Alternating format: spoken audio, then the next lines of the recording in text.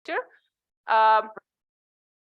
The lecture will be delivered by Professor David Autor from MIT. The title of the lecture is The Origin and Content of New Work from 1940 to 2018.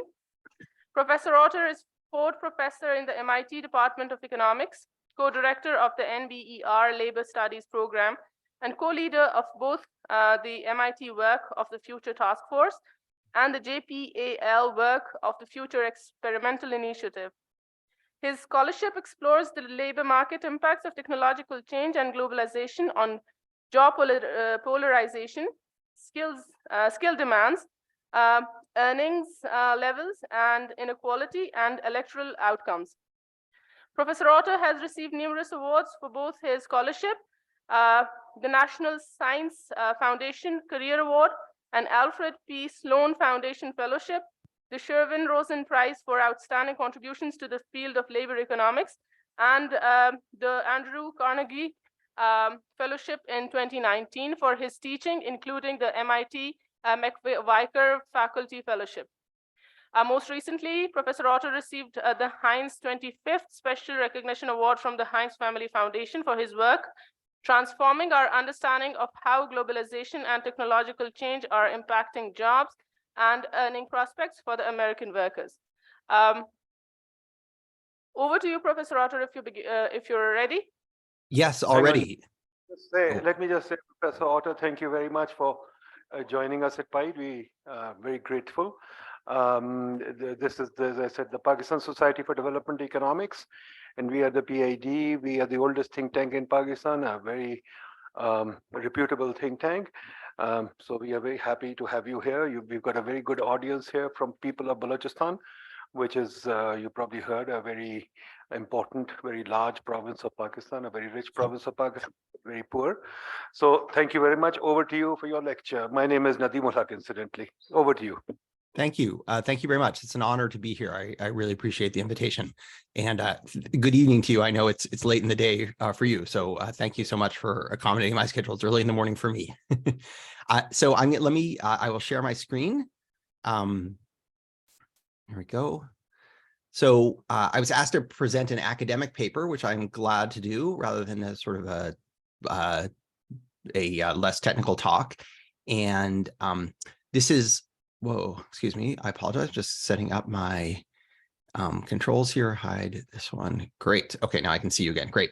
So this is a recent paper that with my co-authors, Caroline Chin, who's a PhD student at MIT, Anna Salomons, who's a professor of economics at Utrecht University in the Netherlands, and Brian Segmiller, who was until recently an MIT Sloan PhD student and now is an assistant professor at Northwestern University.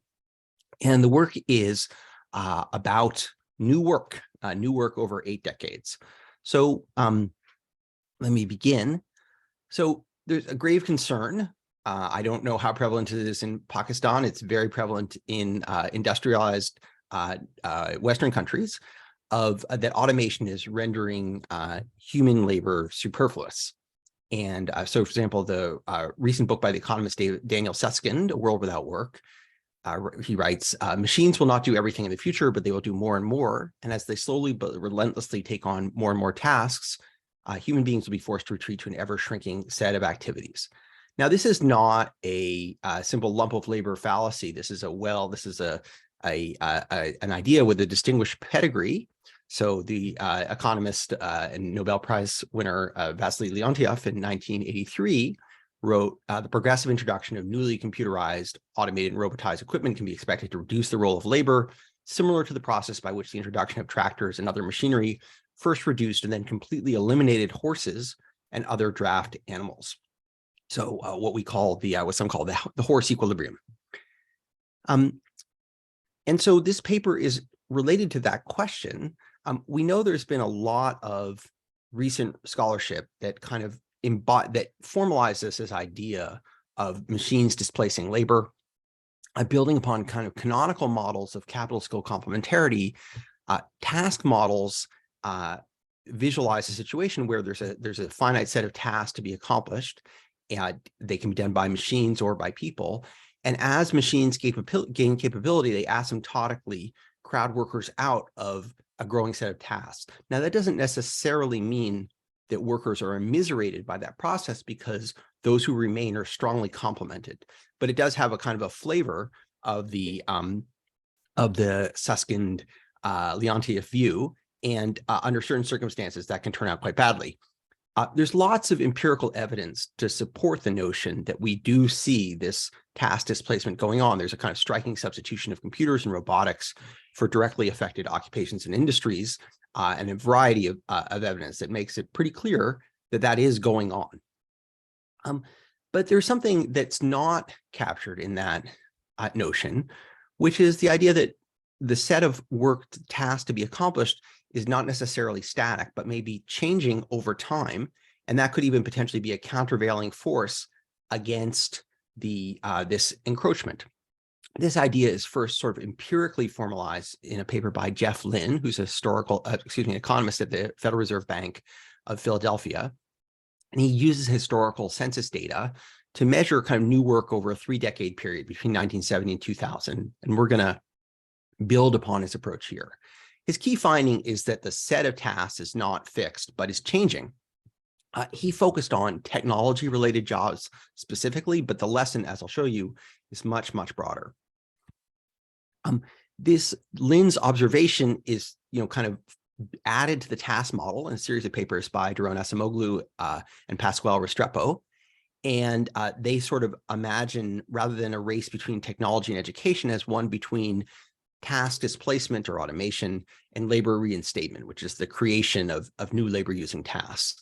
And they provide some ingenious empirical proxies for this. The evidence is limited, but strongly suggestive. And there's really little evidence on this topic beyond those few papers that I just listed there.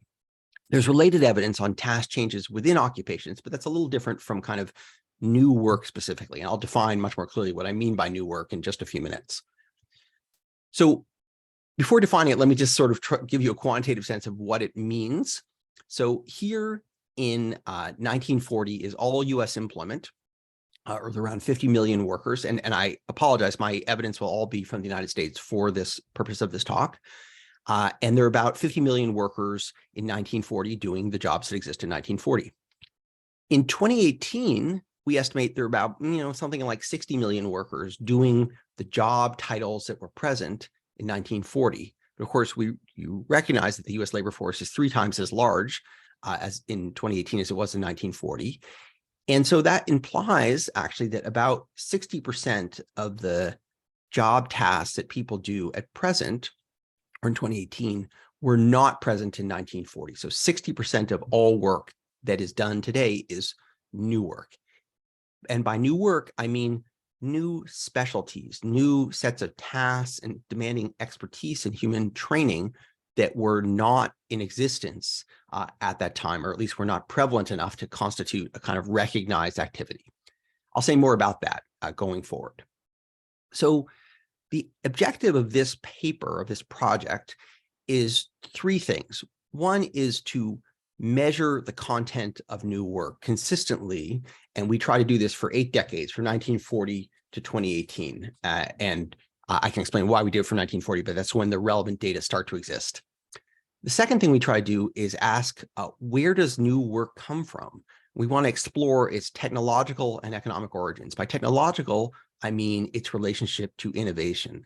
By economic, I mean its relationship to incentives. And then finally, I want to ask, what does new work do? How is it related to labor demand? Does it augment labor? Does it displace labor? Is it in fact a countervailing force to the forces of automation? So the talk will go as follows, and I'm going to try to limit myself to 50 minutes to leave time for questions, but I also welcome interruptions. If you want to just jump in and ask me a question, I'd love that. I prefer questions. I already know what I'm going to say, so it's more interesting to me to hear what you're going to say. So first I'm going to give you, in very brief terms, our hypotheses. Then I'm going to talk about the content of new work, how we measure it, and how we relate it to technological change, what we call augmentation and automation. Then I'm going to talk about where it comes from and relate it again, both to technology and to demand shifts. And then finally, talk about what it does and how it relates to demand for labor at the occupational level. And I'll conclude. So the theoretical framework in the paper, and I'm going to just do this very, very briefly. There'll be only 2 slides on this, is we want to imagine this notion of tasks being created, being automated, and being generated for labor. So this is a model with 2 sectors. You can call it a skill-intensive and an unskill-intensive sector. They're both good sectors, if you like, and they're just combined Cobb-Douglas. So, people have standard preferences over these. Within each sector, output is made from a continuum of tasks that are on a unit interval from nj minus 1 to nj, and they are combined. They are imperfect substitutes, and then each tasks within each of these within each of these continuum, with this interval 0 to 1, you can think of tasks as being arrayed from lowest to highest, nj minus 1 to nj. And these are tasks that can be done by either people or by machines. And then there's some threshold ij, which is the automation threshold. And it's a sort of the stopping point at what set of tasks can be done by machines. So if we're on the interval nj minus 1 to ij is a set of tasks that are automated. And on the interval ij to nj is a set of tasks that are done by labor. So you can think of 2 things occurring in this model. One is automation reflects a movement upward of this index, and that means the passing of a task from labor to capital. So that is automation, and that has the effect of reducing labor's share of income, although there's a productivity effect, and that may raise wages even if labor share falls. That's ambiguous. Alternatively, you can have the creation of a new task that's an increment to this index. And so one thing falls off the end here, one thing gets added to the end here, and that reinstates labor demand. And that has 2 effects simultaneously as well. One is that increases labor share of output, and the other is that also raises productivity. So that is necessarily positive for labor. This one is ambiguous for labor. And then in the model, there's another component that's active, which is what we call entrepreneurs, people who are in the business of either automating things or creating these new tasks, and they also respond to incentives. So for example, if we have an increase in, let's say, beta, that increases demand for output from the unskill intensive sector, that creates the value, increases the value of both automating things or augmenting them. Either way, the value of improvements in technology are increased, and so that moves innovation in that direction. And then depending on how the model is configured, that will generally tend to lead to more augmentation than automation, but that's sort of the way the model is set up. It doesn't have to be that way. The main point being that in this model, the introduction of new technologies is going to be endogenous. It's going to respond to incentives, either to demand changes or to other forces that change prices. And so we can, at one level, you can take the technologies as exogenous and think about what they do to labor demand. The other, you can think about those technologies as responding directly to labor demand. So that actually complicates the interpretation, but also makes it more interesting. So let me just lay out, without really fully deriving them, what are the main hypotheses, the testable hypotheses that come out of this model. So the first is that augmentation, technologies that create new tasks, the augmentation of those things that increase that index, they create new labor using tasks, new activities, new demand for specialization. Automation does not. And the reason is that augmentation complements labor's output. So it demands specialization. It makes human expertise more valuable. Conversely, automation substitutes for labor's inputs, so it doesn't generate new demands. It generates new demands for machines, but not for workers. The second is that new task creation, the actual introduction of new work, is going to respond elastically to demand shocks. Outward shifts in occupational demand will accelerate the emergence of new tasks or new work, and inward shifts will slow their emergence. And then finally, our model predicts that these 2 things, this augmentation, the creation of new tasks, and automation, will occur in the same occupations, but they're going to have countervailing employment effects. New task creation is going to increase employment and increase wage bill, And task automation is going to do the opposite. And so those are what we're going to look for. So now let me explain how we're going to do this. So an important big piece of this paper is measurement, how we measure new work, how we measure these different technologies, and then how we put them together. So I'm going to explain how we measure both work and technology as a starting point. So we're going to, there's three pieces to our measurement. One is the measurement of new work. The second is the measurement of augmentation innovations, and the other is the measurement of automation innovations. So this schematic tells you how they go together, but let me start with the new work. So what we do, and this really builds on the idea of Jeffrey Lin, his 2011 paper, is the U.S. Census Bureau, every decade, according to the U.S. Constitution, has to survey the population to figure out how many people there are. And as part of that work, it has always asked people, what is their industry and what is their occupation? Those are not write in the number, check a box. You actually just write in free text what you do for a living. And then it's the job of the Census Bureau to classify that, to put those into categories of several hundred industries and occupations each decade. And of course, that's a kind of open-ended task. And so to assist that, they create these things called these alphabetical indices of occupations and industries. And this is a kind of a catalog of responses people might give that you might use to classify people to different categories. So for example, here is the one occupation, health technologists and technicians not elsewhere classified.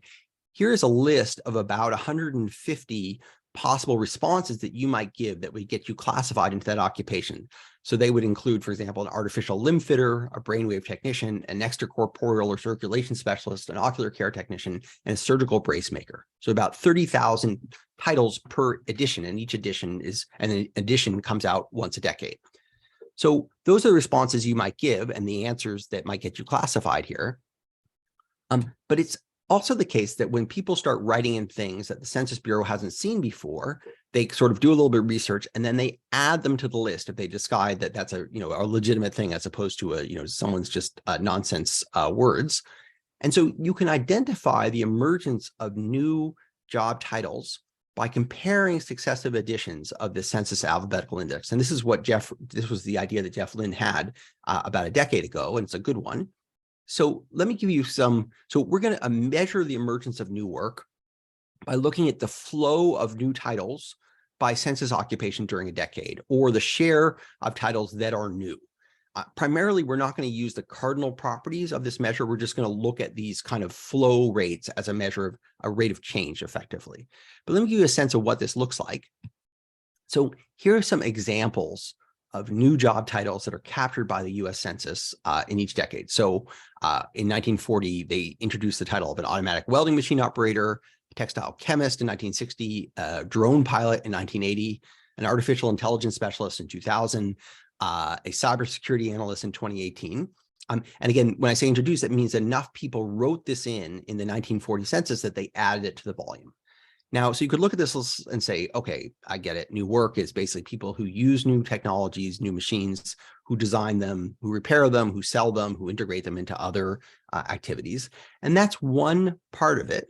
But now let me show you on the right-hand side, here's an equally representative list of new titles, things that were added. So for example, a tattooer in 1950, a mental health counselor in 1970, a conference planner, a sommelier, a drama therapist. These are all new specialized services, or services that became popular enough to be recognized. And these don't have an obvious technological component. They're much more likely to reflect changes in income levels, in tastes, and demographics, the aging of the population or the birth of new cohorts. And but what makes these things distinct in our reading of them is that each of them is a specialized activity. They require some knowledge or expertise or training, not necessarily formal training, that is not available to everyone.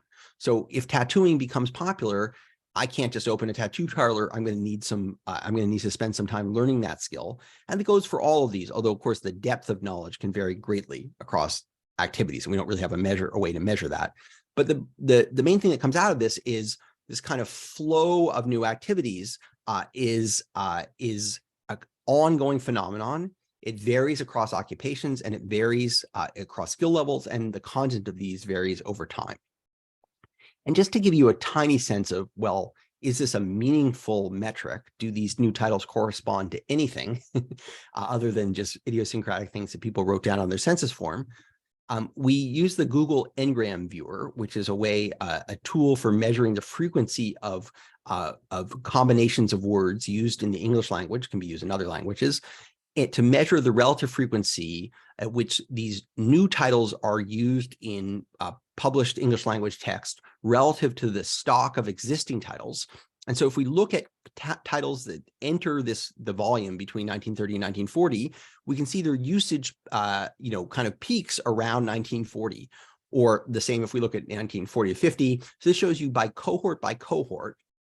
And what this figure kind of demonstrates is it is the case that these things are entering this list of new titles, the alphabetical index, around the time they popularize in English language. So we think that they correspond to something meaningful. They're not simply idiosyncratic to the US Census. So let me just say a little bit about them before I kind of move forward. So I already gave you some examples. Sorry, David, can you go back to the Engram? I didn't Yes, absolutely. Go ahead. Do you have a question? Understand. What does it mean? Are you saying the distribution seems to have moved over the decades? Oh, sorry. Let me make that clear. So each one of these panels corresponds to a different set of new titles, right? So we get new titles each decade as the Census Bureau, as the census forms are codified. So here we're looking at titles that enter between 1930 and 1940, and we're asking, when are they most commonly used in the English language? And they become common just at about the point that they enter the census classification. So now we look at the new titles that were entered in 1940, those are entered in 1950, those are entered in 1960, right? And so for each cohort of new titles, we see that their frequency in the English language roughly corresponds to the decade in which the Census Bureau detects them. So this is the pattern we would expect, right? So in each of these panels, I'm looking at a different set of new titles, and I know when they entered the census classification. So for example, these entered the classification between 1990 and 2000, and I look at their frequency in the English language, and they peak around the year 2000. So they enter the census just around the time they are most commonly used in the English language. They seem to enter the language fairly early, and then they peaked later on. Is that correct? Because I thought some of these titles came about as soon as the jobs were invented. Sure. So it's not, that's right. It's not that they have to kind of achieve some type of critical mass, right, for them to be detected by the Census Bureau. So it's not that they're completely brand new. There's, for example, the word sommelier entered the Census Bureau classification, I believe, in the year 2000. There were people who were called sommeliers 100 years ago, but they were very, very uncommon. So it has to kind of reach a threshold of enough people doing it to report on the census form to say they do it for a living, for it to actually be detected and enter the classification, which we think of as useful, right? It means that it is a kind of a meaningful term by the time the Census Bureau picks it up. Does that answer the question? I'm happy to talk about it more because it's an important point. Okay, great. So one thing that just to sort of give you some sense of what comes out of this and what you can see here, this shows you the occupational distribution of U.S. employment between 1940 and 1980 among people with high school or below education. And so we've ranked these occupations from roughly lowest paid to highest paid. So from farming and mining and kind of personal health services to professional and managerial work. The blue bars give you the change in the share of high school or below education in those occupational categories between 1940 and 1980. So these have to sum to zero because these are shares and these are changes in shares. So roughly there isn't a very dramatic change. There's some growth in clerical work, some decline in agricultural work. But if you look at the flow of new titles, sorry, did I say, oh, sorry. I'm sorry. I misread this. I apologize. these are not the changes in employment. These are changes in shares of new work, right? So this is just the fraction of new work. I apologize for explaining that incorrectly. So this says between 1940 and 1980, between 1940 and 1980, the flow of new work for non-college workers is is declining in agriculture and rising in clerical work. That's in the first 4 decades. If you look in the next 4 decades, between 1980 and 2018, you see this very pronounced polarization pattern where the flow of new titles moves out of the middle, out of construction, out of transportation, out of production, to some degree out of clerical work, and moves into either these, to a small degree, into these professional services, and to a large degree into low-paid personal services. So you see this bifurcation of the flow of new work relative to the stock of existing work. If you do this same figure for college graduates, what you see, again, in the latter period, the red bars, is a decline of work in the middle in construction, transportation, production, and clerical, and a dramatic growth in the introduction of new work in professional services. And so the main thing I want you to take away from this figure is that the flow of new work tells you the direction in which jobs are moving. And for less educated workers in the United States, they're largely bifurcating and moving primarily into low-paid services, whereas for high educated workers, they're becoming increasingly technically specialized. Okay, good. So now that's how we measure new work. Now I want to talk about how do we relate that to technological change. So what we want to do here is we want to measure innovations that on the one hand are augmenting and the other that are automating. So here's my little symbol for augmentation. Here's my little symbol for automation. And what we're going to use is the flow of US patents between 1930 and 2018. And we're going to try to identify patents that are more related to augmentation and those that are more related to automation. The way we're going to do that is we're going to use these same language tools. So we're going to look at the flow of titles from the set of titles from this index of occupations. And we're going to think of these as describing the outputs that jobs produce, right? So whether they are occupational therapy or audiometry or orthopedic mechanics. And we think of these as describing the set of tasks that people accomplish. This is the services they provide. Conversely, we're going to use the Dictionary of Occupational Titles, another old instrument, to measure the actual things that people do in their jobs. So not their outputs, but their inputs. So for example, this again refers to health technologists and technicians. And so this describes what a medical technician does. For example, performs medical duties in a hospital, making laboratory tests of urine, blood, animal parasites, infections, and animal inoculations, makes blood counts and smears, gives biological skin tests, prepares vaccines, etc. And so we're going to think of this distinction between the inputs and the outputs, and we're going to look for innovations that on the one hand complement these outputs. We're going to think of these as augmentation, and the other that substitute for these inputs. We're going to think of those as automation. So the way we do that is using natural language processing. We take these 3 sources of data. One is the patents. The other is this alphabetical index of occupations to describe outputs. And the third is the Dictionary of Occupational Titles to describe inputs. We're going to do kind of standard cleaning techniques. We're going to remove the stop words, retain the nouns and verbs. We're going to lemmatize them, meaning stripping them down to their roots. Then we're going to turn those into mathematical representations of words, actually kind of geometric representations, where they are put into vectors that describe their meaning in kind of semantic space. And so the virtue of this is there's many words that are synonymous, but they might be used differently in a patent text or an occupational description. And this tool kind of puts words that are similar that in their kind of semantic content closer together. So, you know, dog and cat and duck would be in one part of the vector space, and philosophy and mathematics and abstract expression would be in another component, and that allows us to deal with that different words might be used to have the same meaning.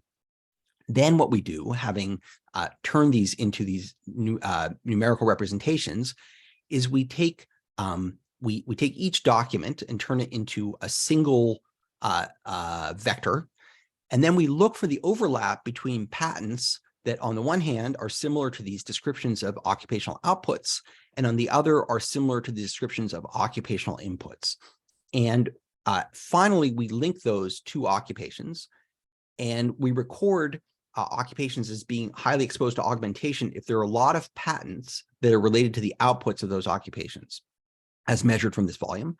We think of an occupation as being exposed to a lot of automation if many of the patents are related to the inputs that it provides. So this is a kind of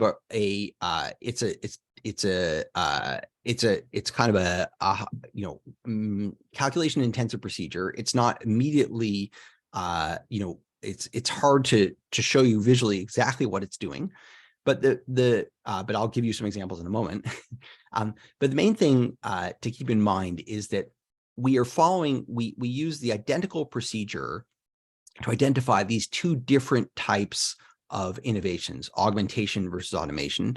The only thing that differs between them is what is the target corpus of words that we're using to identify them. So we're using the same group of US patents, we're using the same natural language processing techniques, but in one case, we're trying to look for overlaps with the outputs of occupations, the other to look for overlaps with the input of occupations, and that gives us these different measures of augmentation and automation.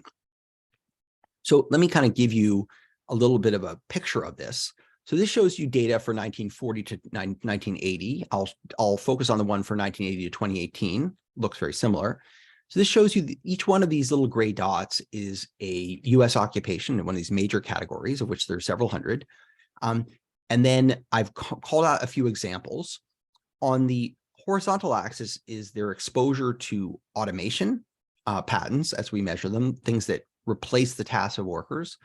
On the vertical axis is their exposure to augmentation patents or innovations that we think augment the outputs of workers. And what you can see, first of all, is many occupations are exposed to both. And there are a lot of things along the 45-degree line. So many of the occupations that are exposed to a lot of automation are simultaneously those that are exposed to augmentation, but not entirely. So if you look, for example, the examples of cabinet makers and bench carpenters, radiologic technicians, bookbinders, typists, these are occupations that are being automated heavily without a lot of countervailing augmentation. Conversely, if you look at operations and system research analysts or industrial engineers or business and promotion agents, those occupations appear to be exposed to a lot of augmentation without nearly as much countervailing automation. So in our simple framework, we would actually expect that these occupations would tend to be rising in demand, and these occupations would tend to be contracting in demand because on the bottom right, automation is proceeding faster than augmentation. And on the top left, or top left, the opposite is occurring. The augmentation is proceeding faster than automation. David, can I interrupt here? Of course. I'm a little confused between augmentation and automation. I thought augmentation was when in your framework where the tasks increased. That's and correct. Automation is where the technology takes over the tasks, right? Correct. So, I mean, it's one is task replacing, the other is task enhancing, so to speak. Exactly right. When you say that industrial engineers, I would have thought they'd be using more technology, and you say no, they're using more labor. So I mean, in one sense, they're using both, right? So notice they're high on both, right? So it's not that they're using less technology; it's more a question of which is proceeding and which is going faster. So these are positively correlated. And in general, things that are exposed to a lot of automation are also exposed to a lot of augmentation and vice versa. And yet there still are these off-diagonal examples.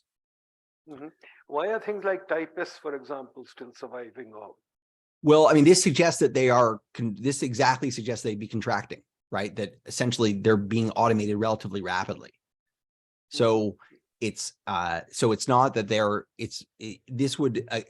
this is about the relative exposure, right? This is not about the change in employment per se, right? Just about how exposed they are to these two forces. And what we see is, much more automation occurring than augmentation. Now you could say, well, why is there any augmentation typists? Well, it's hard to say. Part of it is the classification is quite imperfect. So it's possible that there would appear to be a correlation, even if there was no such correlation, because we have imperfect ability to distinguish between these. But I'll show you going forward that they do have independent content, and they turn out to be meaningful in a way that I'll demonstrate. So at this point, you should sort of suspend or at least maintain disbelief, and it's the evidence that there's actually a kind of informative exercise is still to come. Okay. All right. So so now that's how we measure things. Now let me talk about what we do with it. So we want to talk about where does new work come from, and I want to first show you that augmentation automation have distinct relationships to new work. And then I'll have only limited time for this, but then I want to show you how this relates to actually that how new work responds more broadly, not just to technological change, but to labor demand in general. So let me start with augmentation automation and new work tasks. So our simple hypothesis that comes out of the model is that new job titles are going to emerge in occupations that are exposed to augmentation, i.e. where this process of creating new demands for specialties is occurring. But that will not be true for automation, that automation does not have this property.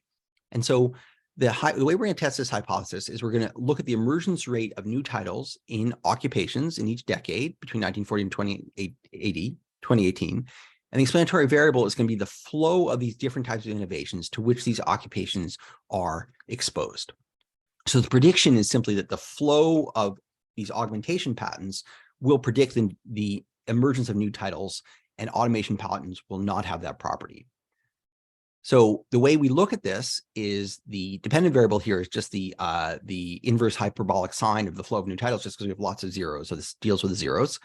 We're going to put in these flows of augmentation and automation patterns to which occupations are exposed, again, using the IHS. We may control for the size of an occupation just because larger occupations tend to get more new titles. We put in time dummies and occupation times time, and it's a very straightforward regression. So let me show you what we get numerically, and then I'll give you a picture that explains it even more clearly. So this is the first column, just looks at the relationship between the flow of new titles and augmentation exposure. So in proportional terms, this says that an occupation that's exposed to 10% more augmentation gathers about 2% faster growth of new titles over this 8-decade period. So it's an elasticity of 0.2. In the second column, we put in time effects and occupation fixed effects. In the third column, I do the same thing with automation exposure. And you say, oh, that's also positive. However, that's not surprising because as I showed in that earlier figure, these two things are highly positively correlated. So you would sort of expect that just from omitted variables. So in columns 4 and 5, I put them in simultaneously. And what you see is that augmentation innovations are highly predictive of the flow of new titles, and automation innovations are not. You can also see this, well, at least part of this in this picture, which shows you the relationship at the level of those 12 broad occupations I put up earlier between the flow of augmentation innovations and the growth of new titles. And if you look across these 12 panels and 24 lines for, each one set each for 1940 to 1980, one set each for 1980 to 2018, there's a pervasive upward sloping relationship. It's very clear, just descriptively, whatever you want to make of it, that where we see these kind of augmentation innovations being introduced, we see new measures of new work. We see new work being created. And that is not true. I don't show this in the picture, but that is not true for the converse for automation exposure. So they really are distinct in this regard. Am I right in assuming that augmentation trumps automation? No. Good question. They're both going on, and they don't trump one another. It would be premature to say they trump one another, because I think the it really depends on what you're doing and what occupation you're in.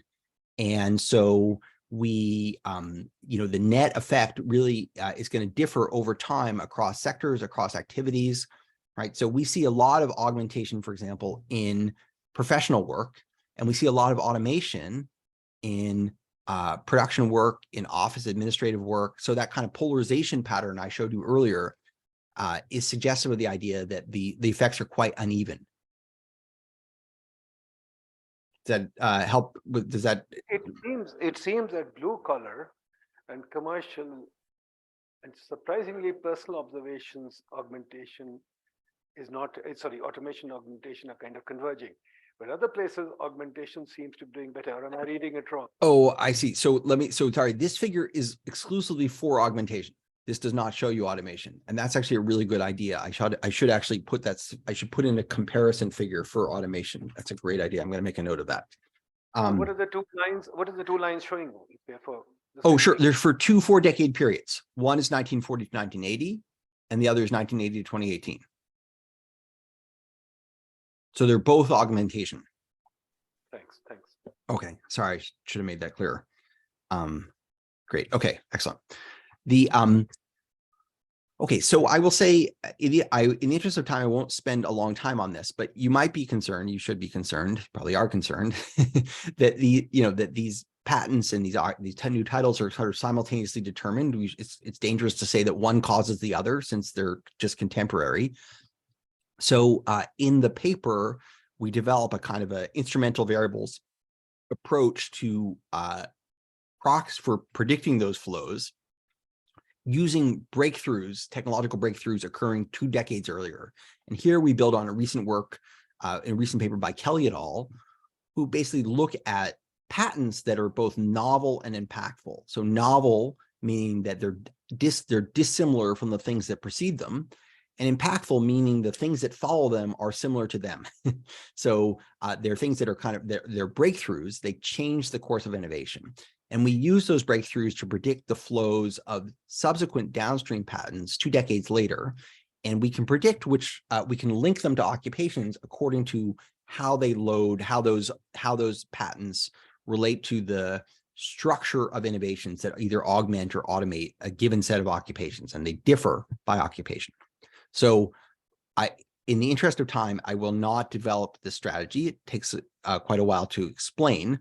I'll simply say that using that instrumental variable strategy that harnesses these breakthroughs from 2 decades earlier, we confirm this pattern. That again, that occupations that are exposed to more augmentation, where now augmentation flows are predicted from things that happened 2 decades prior, we see more growth of new titles. Again, the elasticity here is again about 0.2. And automation, once we control for the other factors, does not have this effect. So even though these are both forms of innovation, they're going on simultaneously, they're positively correlated with one another, they don't have the same effect on the introduction of new work for people. So that's will prove to be consequential when I show you how new work relates to employment.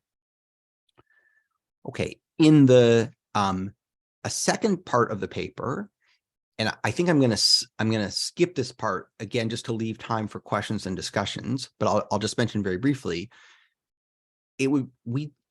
Although our paper is trying to understand how technological change relates to both, kind of new work and the elimination of old work, the creation of new work, we want to be really clear, and our model is clear on this, that technological change is not the only force that contributes to the creation of new work. And we spend a good deal of time in the paper trying to show other forces that also lead to the creation of new titles. So in particular, 2 things we focus on. One is the China trade shock of the 1990s and 2000s that dramatically reduced demand for manufacturing employment in the United States.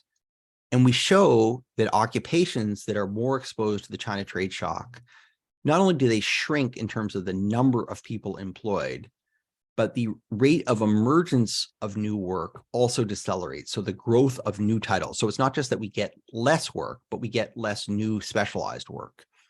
Conversely, we use data on demographic structures of the United States and link demographics to consumption patterns.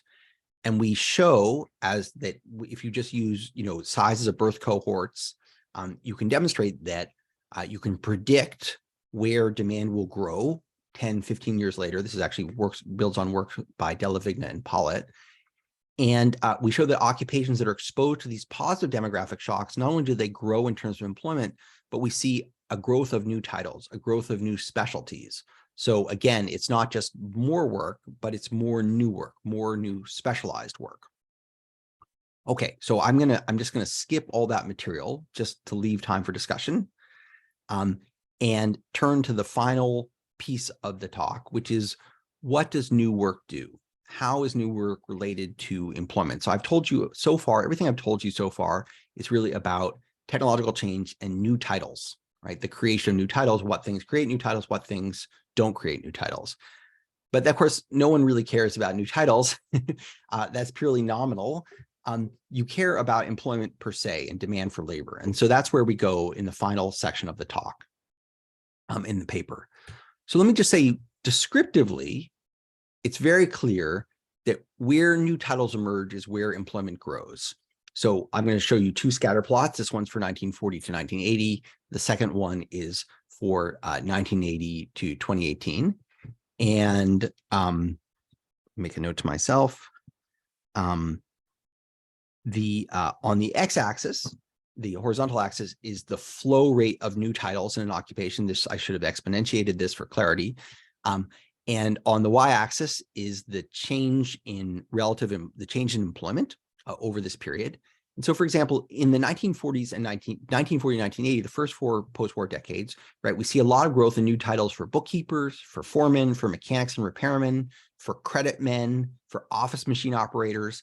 And those are occupations that are growing quite rapidly in this period. At the same time, we see relatively few new titles for elevator operators, for mine workers, for railroad switchmen, for telegraph operators, telephone operators, and these are all occupations that are contracting in this period. So as a correlational matter, right, these things prove highly predictive. I can show you the same figure for 1980 to 2018. And something I want to emphasize here is that that which occupations are seeing new titles emerge has changed greatly, right? So in the latter period, you see new work emerging in software, in healthcare, in counseling, in cosmetology, and much less work, by the way, for machinists, machine feeders, and off-bearers, for laborers, right? So here there are fewer new titles emerging, and work for this group is growing more slowly. So it's a different set of activities where we see both new work emerging, new titles, and also where we see employment growing. Now, of course, that's just a correlation. That doesn't, these things are simultaneously determined. I don't want to claim that this one causes this one. In fact, I've kind of made the argument that these are responding to the flow of innovations, and potentially this may be responding to the flow of innovations itself as well. And so that's what I want to actually test, which is the hypothesis that occupations that are exposed to augmentation technologies will see rising relative demand, and occupations that are exposed to these automation technologies will see falling relative demand. And so the outcome I'm going to look at is a growth in the occupations employment over those 2 decades. And the explanatory variables I'm going to use are not the flow of new titles, which I think of as an intermediating variable, but the flow of augmentation patents that are linked to an occupation and the flow of automation patents that are linked to an occupation. And so the simple prediction is that occupations that are augmented will expand, and those that are automated will contract. And this is actually a rather strenuous test because, as I've already stressed, most occupations are exposed to both simultaneously. So the regression here is very simple. Again, we're looking at the log change in employment. We're going to put in the flow of these 2 types of innovations to which an occupation is exposed, and then a number of controls. And this, I should say, builds on existing work. So there's a paper by Kogan et al., where one of the et al. Is actually my co-author, Brian Segmiller. So this is Kogan, Papanicolo, Schmidt, and Segmiller. This is a paper by Michael Webb in 2020, and all of them essentially run this regression where they look at the relationship between the flow of automation and change in employment. And the main innovation, the thing that we're adding here, is this measure of augmentation, which we think is hard to measure, but potentially quite important and omitted from existing empirical work. So here is the, let me summarize the regressions, and then I'll show you a figure that makes them clearer. So here the dependent variable is the change, is the growth rate of an occupation, right, over these 8 decades.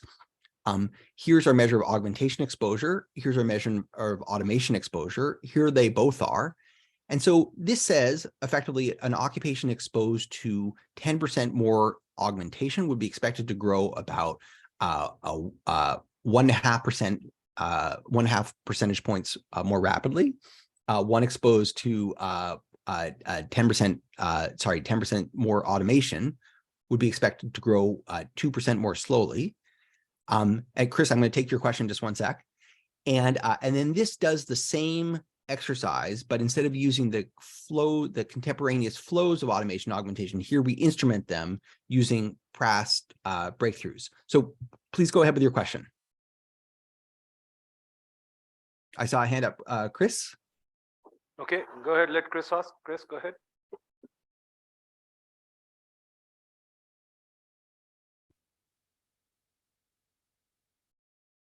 Are you audible?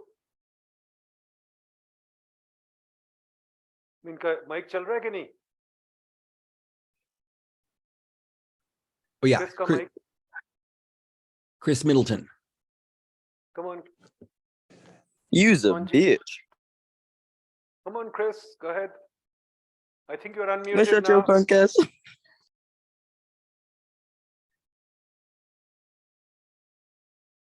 Chris, can you unmute yourself? Or you can't? Just send us a message. We'll try and fix it. Shut your punk ass up, punk Annie. Okay. Stop muting me, bitch Annie. Fathead Annie. Okay, I think it's got a connection problem. Okay, no problem. Yeah. Let's whoever wants to ask a question, please raise your hands on the net. We'll pick you up. Otherwise, from here, whoever wants to ask a question is fine. But before we do that, David, let me raise this question now. Yeah. I mean, you showed us, I mean, one thing you showed us early, which was very important, that over the years, over the data that you're studying, obviously employment and tasks have increased enormously. It's been a great payoff. And then when you do the regression, etc., you do all the work. One thing that I don't understand, you tell me, in a sense, the answer is there, but I just want you to confirm it. Yep. That augmentation has a positive elasticity, automation obviously has a negative elasticity. Correct. What about the net effect? Can you say anything on the net effect? Yeah. I know your chart essentially says it. What Okay, about good. The net? Yeah, and great. especially the net effect going forward. Yep. Okay, good. So let me show you with a figure. So this shows you, this is a scatter plot that, you know, corresponds to the regression I've just showed you. This is for 1940 to 1980. This is 1980 to 2018. And so each one of these dots is effectively an occupation or kind of group of occupations. So we can see, again, let me make a note here, that holding automation constant, occupations exposed to more augmentation are growing and in relative terms. And conversely, holding augmentation constant, we can see this downward slope for automation. This shows you the same correspondence for the subsequent 4 decades. And what we see is kind of an acceleration of this automation slope, right? So both in terms of the number of automation patents and the kind of slope with respect to employment, it seems to get steeper. And so our evidence sort of points in the direction that automation is accelerating relative to augmentation. Now, the reason I haven't put greater emphasis on that so far is because these measures are it's kind of a leap to call these measures cardinal, and to make that interpretation, you need to do that. They're much closer to ordinal measures. And so this is why I'm not foregrounding that result as much, but it is the case that our evidence is suggesting that automation is accelerating relative to augmentation.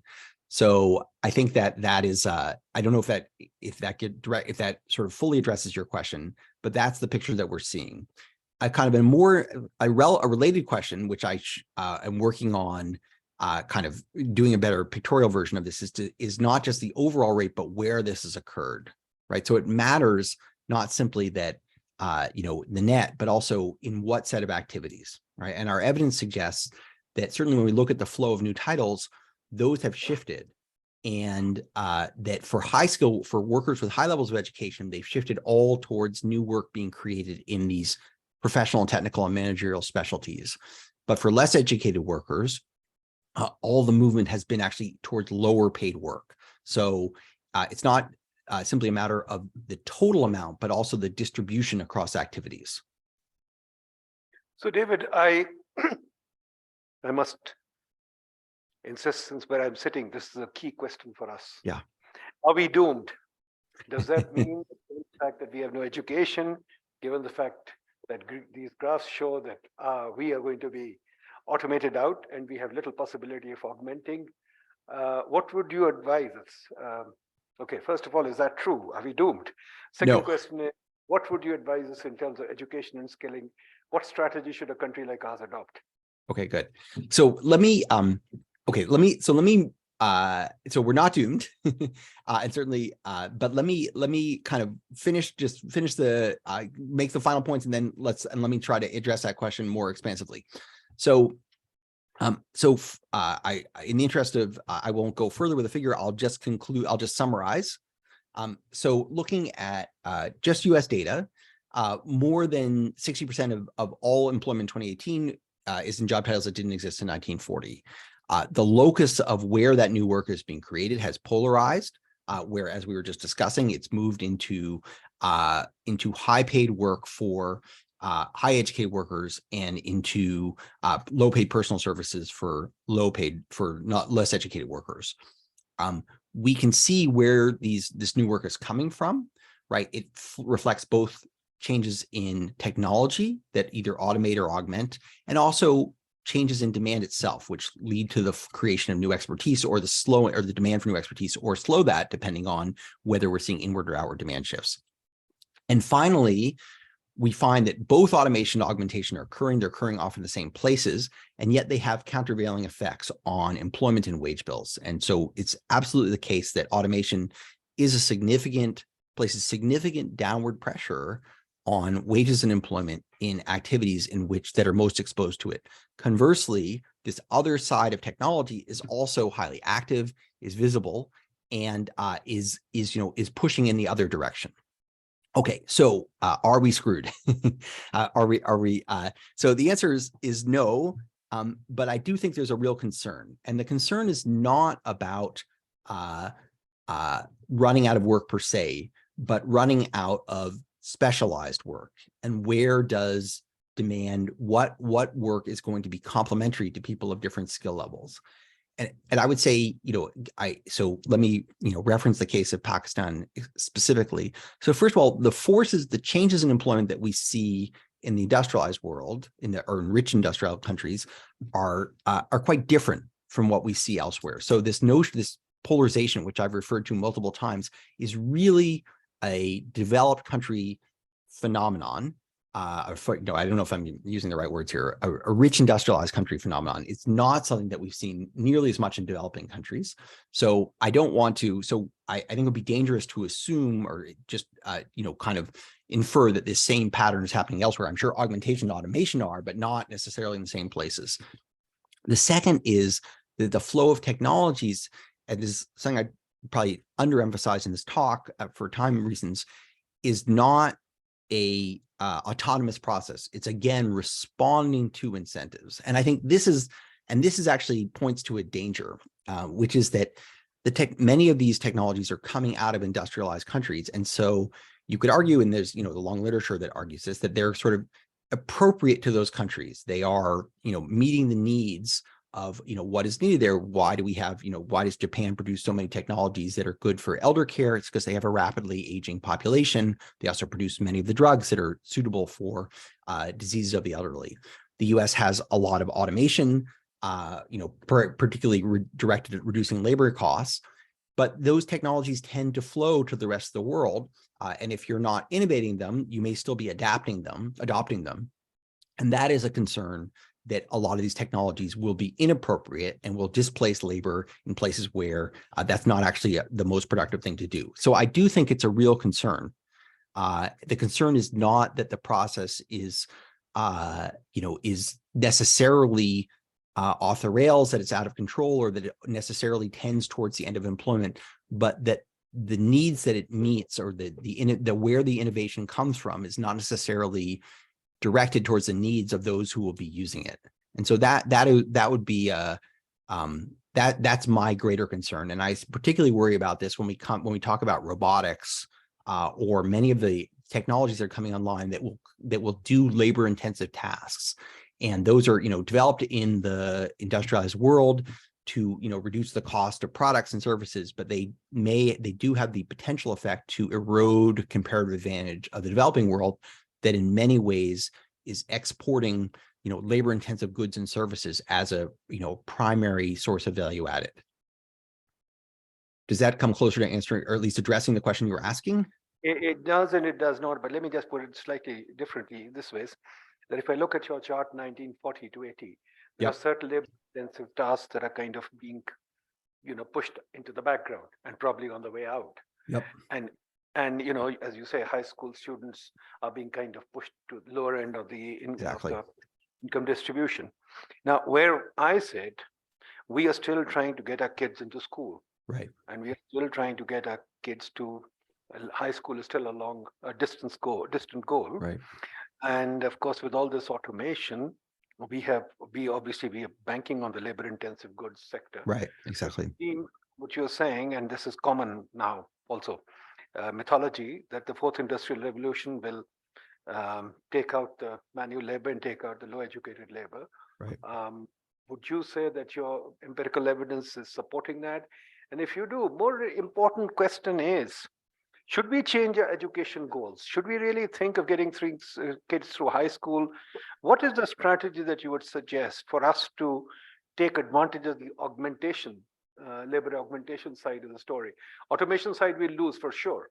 So what kind of challenges do you think we can face? Thank you. Good. Yeah.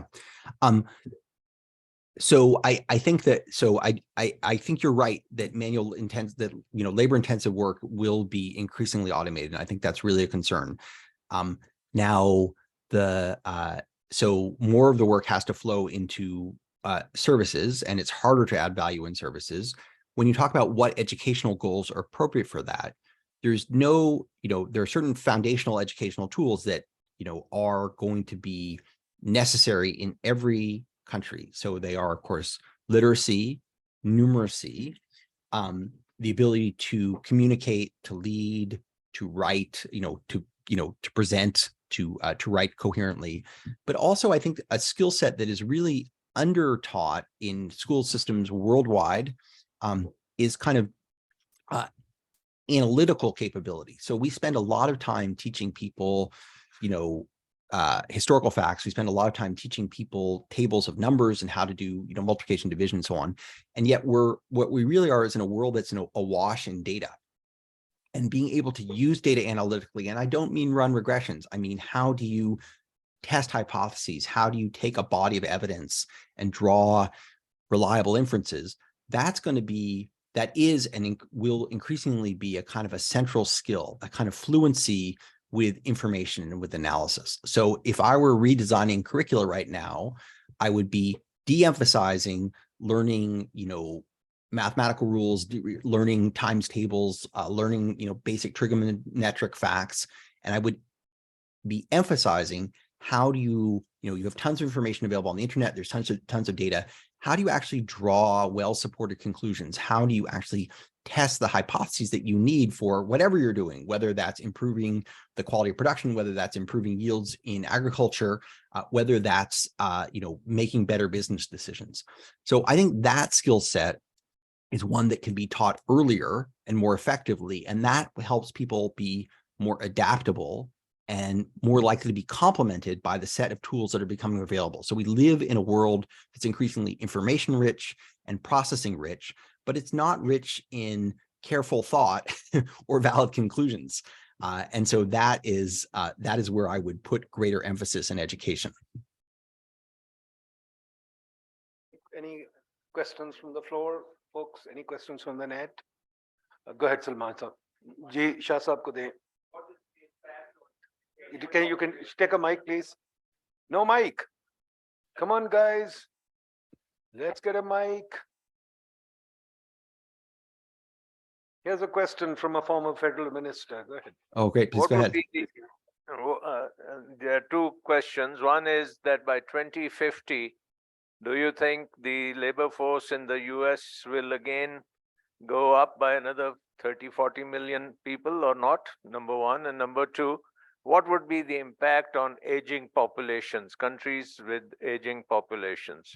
How will this impact over there? And will that mean a lot of outsourcing of work or immigration? Or how will that shortage of labor be catered to? Good, great questions. So no, the US labor force will not add another 30, 50 million people by 2050. In fact, the labor force in all of the industrialized countries is either plateauing or contracting, right? The US labor force is essentially not growing at all. And this is because of low fertility and now restricted immigration. And, you know, fertility rates, the US was at replacement, just barely. It's falling below replacement. Of course, we know what's happened throughout Asia. And only in Northern Europe, you know, kind of in Scandinavia, do they have really even replacement fertility. So no, labor forces are shrinking. How will the care needs be catered to? This is a wide open question. So I think a lot of, this is not my hope, but many people seem to be banking on technology. So Japan, for example, has had a long history of opposition to immigration, and as a consequence has very, very few immigrants. And to deal with their aging population, they've invested heavily in robotics and assistive care technologies, and they're better at it than everybody else, although it's not at all clear that it's sufficient. My hope is, I think that technology has value, but it has upper limits.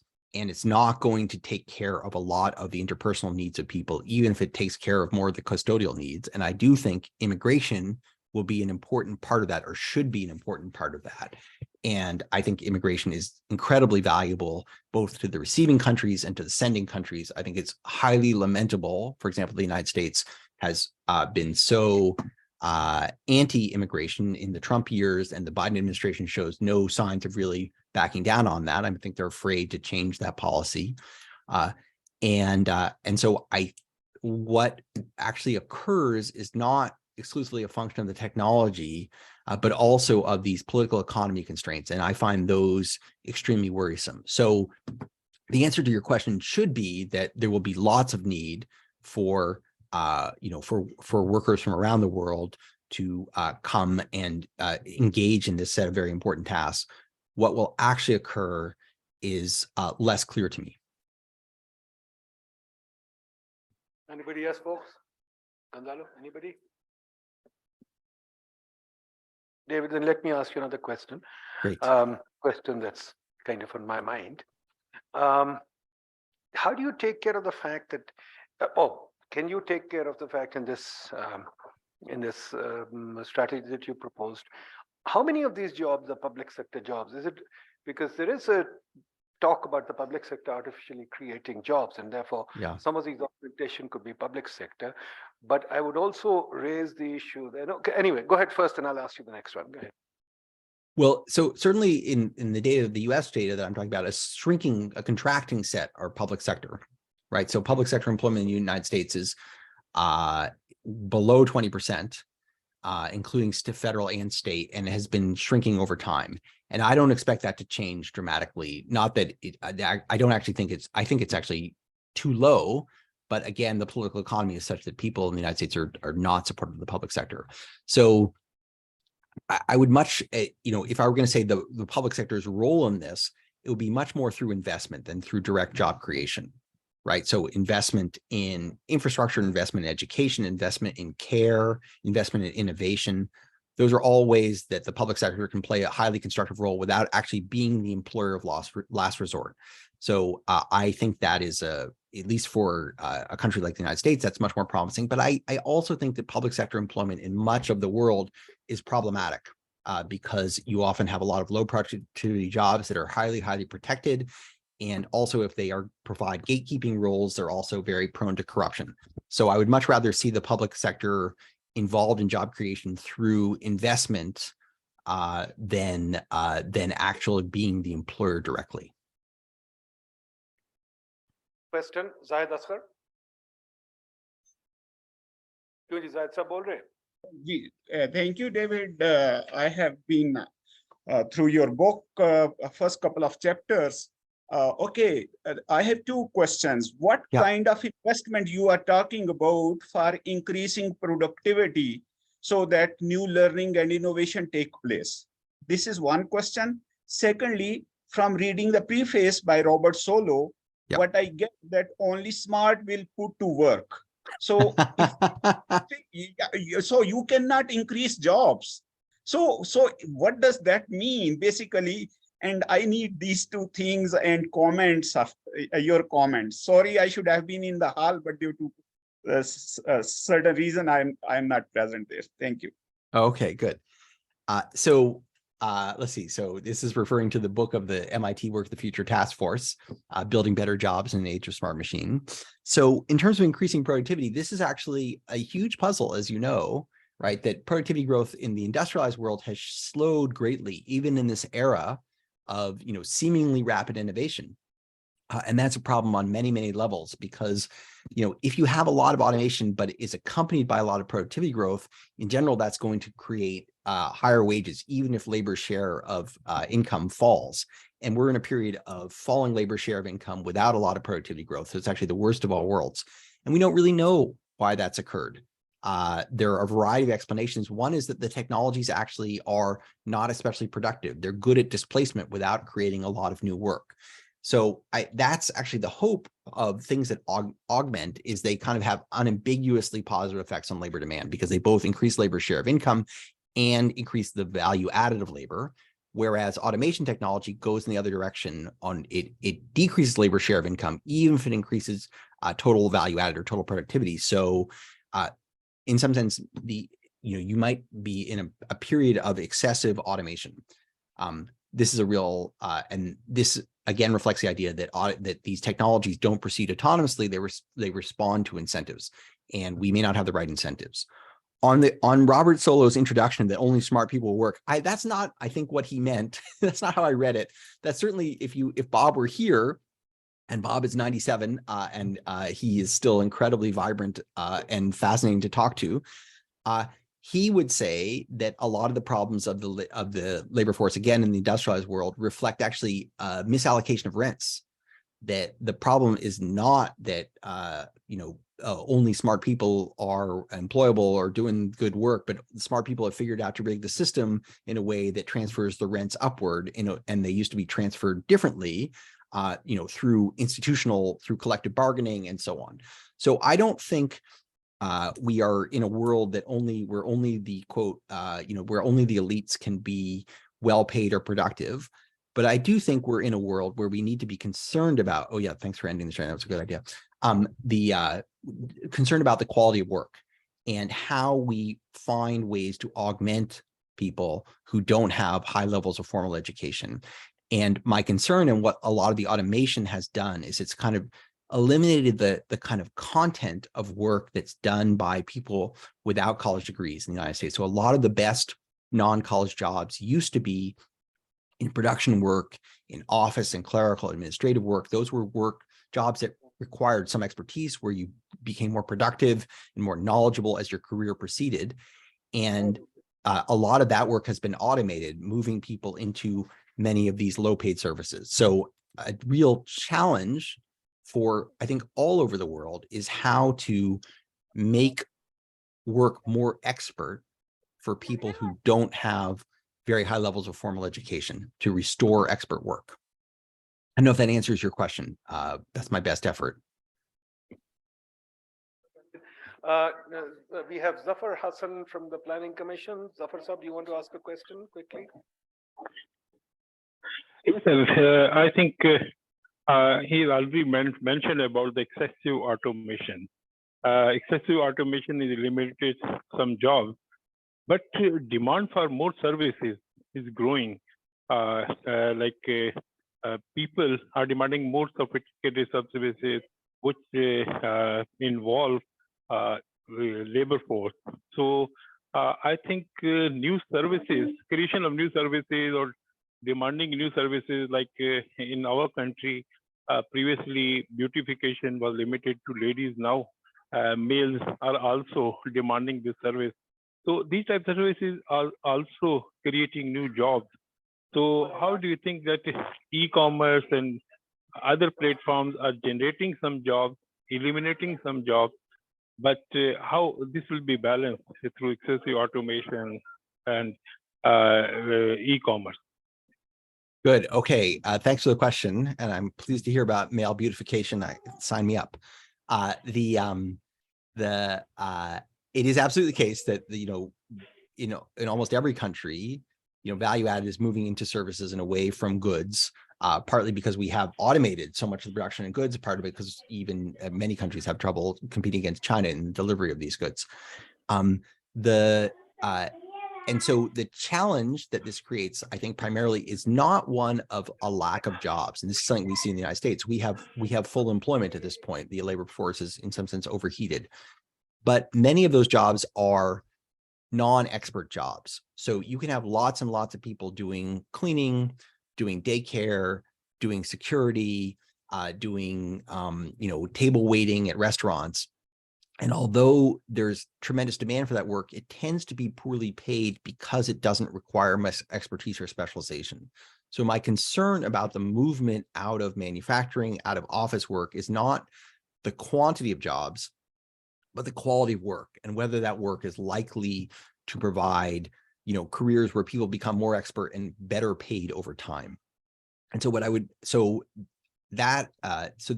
think you're right that services will absorb a lot of that employment, but whether those will be jobs that lead to a stable career that can support a family is less obvious to me. And that's where technology could potentially be used better to allow people to support people doing more expert work. So I'll give you a tiny example from the United States. We have historically, if you would go to get medical care, you would need to be diagnosed to receive a prescription. You would go to see a medical doctor. Well, medical doctors are scarce and expensive. Of course, that's true everywhere in the world. Increasingly, we have something called a nurse practitioner, who's a person who doesn't have as much training as a medical doctor, but works under the supervision of the doctor, and they have much more autonomy than historically nurses had. They have the ability to prescribe, and they're much less expensive. And they're supported by a variety of technologies. So they have lots of training, not as much as a doctor, but they also have computers that, look for drug interactions, that make recommendations based on symptoms and so on.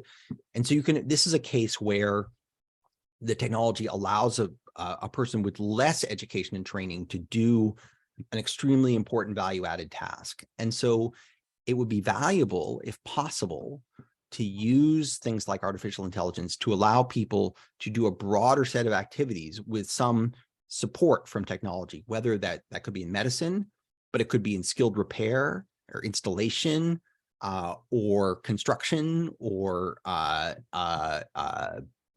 in the trades like electrical work or plumbing. So I would like to see, I'm less concerned about the quantity of jobs than whether those jobs take advantage of human skills. And that's where I would like to see the augmentation focus. That's not an easy thing to do, but I think that's an important objective. David, finally, just before I let you go, Sure. let me ask you a somewhat speculative question. I've been speculating for quite a while now.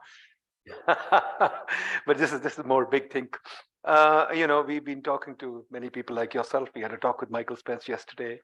A few months back, we had a talk with David, with Asimoglu, and then also Daddy Roderick, etc. The issue comes up that you know, the famous Keynes thing, we'll have a two-day work week. Yeah. Now, the new augmentation that you're talking about is really still in the underlying structure of the work will remain the same. Yeah.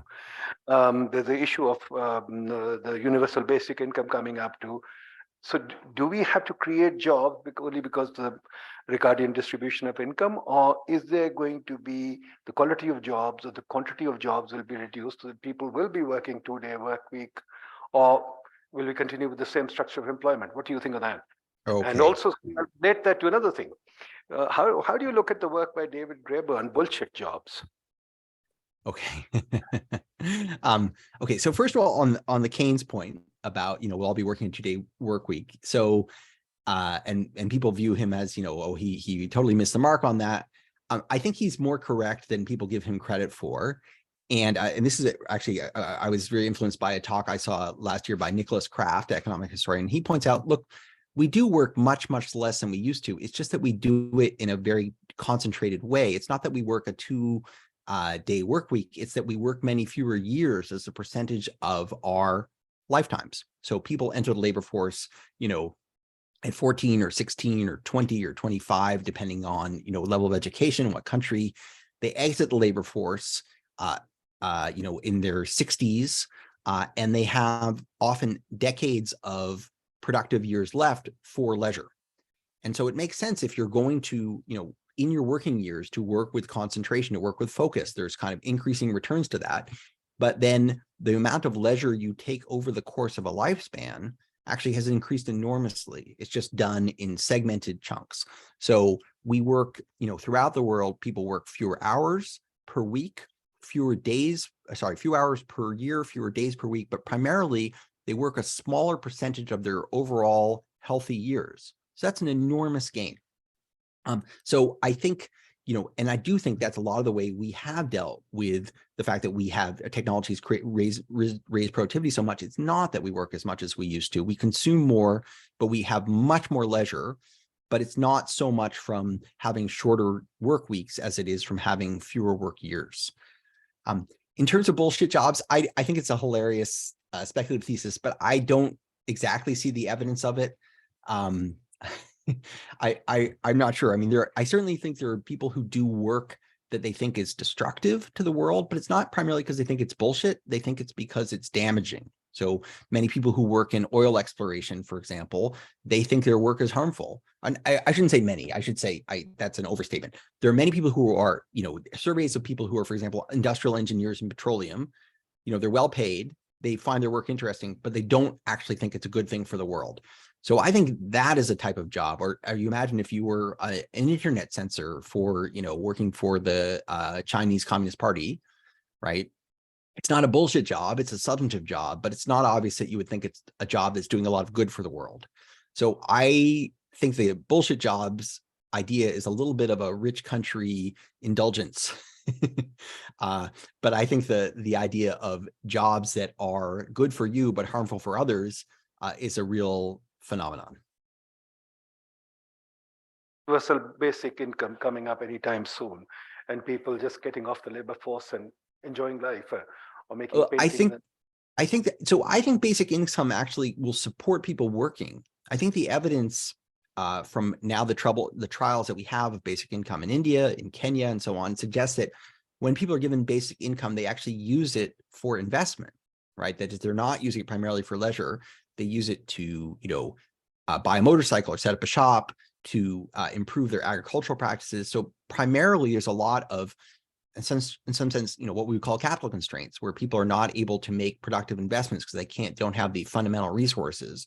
And so universal basic income allows people to meet basic needs, but also to generate more income. So actually it's proven highly productive. And the evidence again is that unconditional cash transfers are more productively used at this point than conditional cash transfers, where you're trying to not just give people money, but tell them how they have to spend it.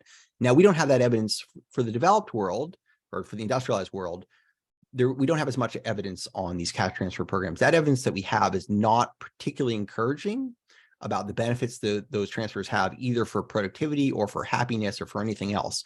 But that's a very different state of the world, right? You know, what is scarce in New York City is very different from what is scarce in Delhi, or what is scarce in in Nairobi. So I'm not particularly excited about universal basic income in the United States, but I'm much more excited about it in many other countries where kind of credit constraints loom much larger, and people can't make the productive investments they need to make in themselves and in their children. David, thank you very much. You've done us a great service. You've shown us a very ingenious way of looking at this very complex problem that we're all concerned about and we're all actively debating, but I think you've shed a very, very new light on the subject. You've also shown our students how to use data more creatively, more progressively in terms of understanding problems like this. And I'm sure some of our students will be basing some thesis on your work. And this is exactly why we invited you. So with that, David, we owe you a deep gratitude. And we would like to invite you to Pakistan at some stage if you have the time and you come and physically see us and enjoy. I think Pakistan is not as bad a country as it appears in the news. So we'd be ready to welcome you here whenever you have the time or you're passing by. Thank you, David. Thank you very much. It's really an honor. I'm honored to be invited. I hope that what I spoke about today was of some use and interest. I really appreciated the questions. They're terrific. And I look forward to visiting you in person. So thank you so much. Thank you. All the best. Bye-bye. Bye-bye.